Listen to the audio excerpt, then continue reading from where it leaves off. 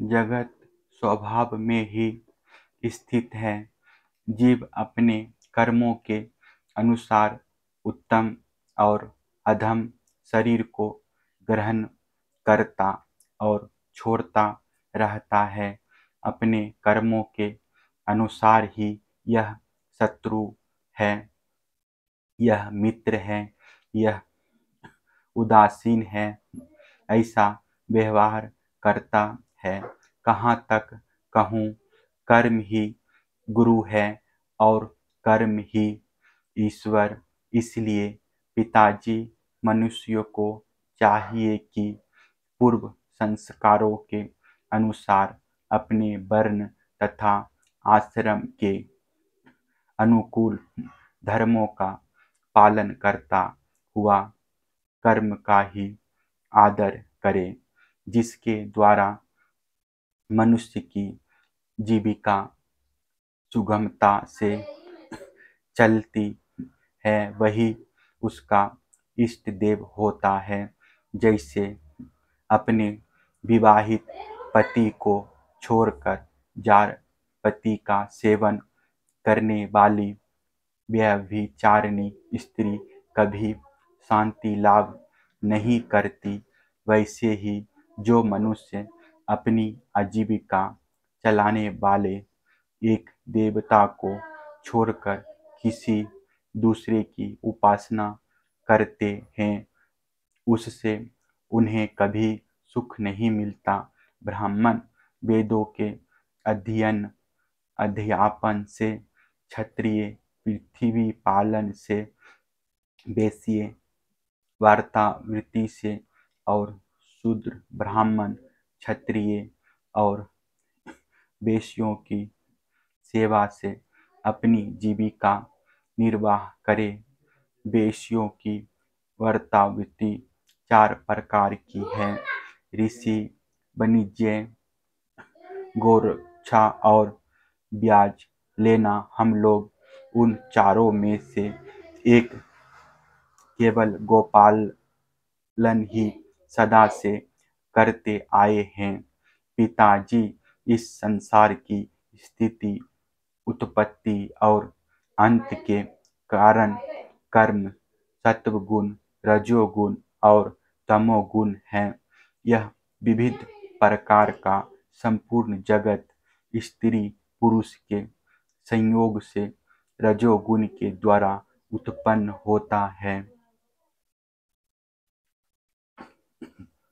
उसी रजोगुण की प्रेरणा से मेघगण सब कहीं जल बरसाते हैं। उसी से अन्न और अन्न से ही सब जीवों की जीविका चलती है।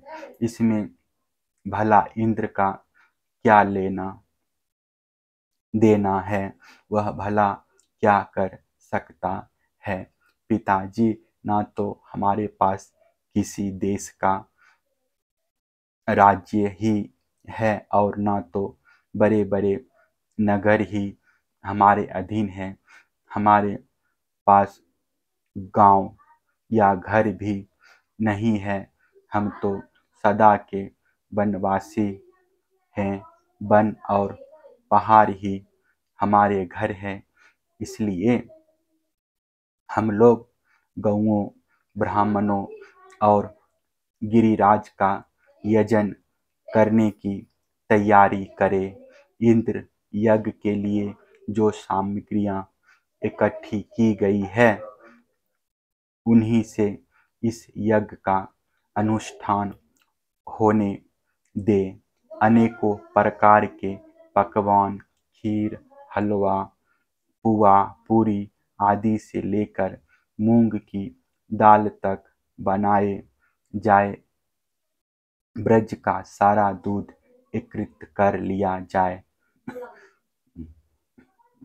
वेदवादी ब्राह्मणों के द्वारा भली भांति हवन करवाया जाए तथा उन्हें अनेकों प्रकार के अन्न, गौएं और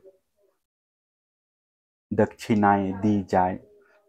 और भी चंडाल, पतित, तथा कुत्तों तक को यथायोग्य वस्तुएं देकर गायों को चारा दिया जाए और फिर गिरिराज को भोग लगाया जाए। इसके बाद खूब प्रसाद खा पी कर सुंदर सुंदर वस्त्र पहनकर गहनों से सजा लिया जाए और चंदन लगाकर गौ, ब्राह्मण, अग्नि तथा गिरिराज गोवर्धन की प्रदक्षिणा की जाए। पिताजी, मेरी तो ऐसी ही सम्मति है। यदि आप लोगों को रुचे तो ऐसा ही कीजिए। ऐसा यज्ञ गौ, ब्राह्मण और गिरिराज को तो प्रिय होगा ही, मुझे भी बहुत प्रिय है। श्री सुखदेव जी कहते हैं, परीक्षित, कालात्मा भगवान की इच्छा थी कि इंद्र का घमंड चूर चूर कर दे। नंद बाबा आदि गोपों ने उनकी बात सुनकर बड़ी प्रसन्नता से स्वीकार कर ली। भगवान श्री कृष्ण ने जिस प्रकार का यज्ञ करने को कहा था वैसा ही यज्ञ उन्होंने प्रारंभ किया। पहले ब्राह्मणों से स्वस्ति वाचन कराकर उसी सामग्री से गिरिराज और ब्राह्मणों को सादर भेंटें दी तथा गौओं की हरी हरी घास खिलाई। इसके बाद नंद बाबा आदि गोपों ने गौओं को आगे करके गिरिराज की प्रदक्षिणा की। ब्राह्मणों का आशीर्वाद प्राप्त करके वे और गोपियां भली भांति श्रृंगार करके और बैलों से जुटी गाड़ियों पर सवार होकर भगवान श्री कृष्ण की लीलाओं का गान करती हुई गिरिराज की परिक्रमा करने लगी।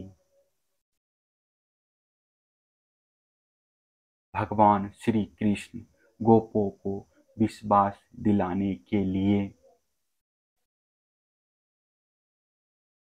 गिरिराज के ऊपर एक दूसरा विशाल शरीर धारण करके प्रकट हो गए।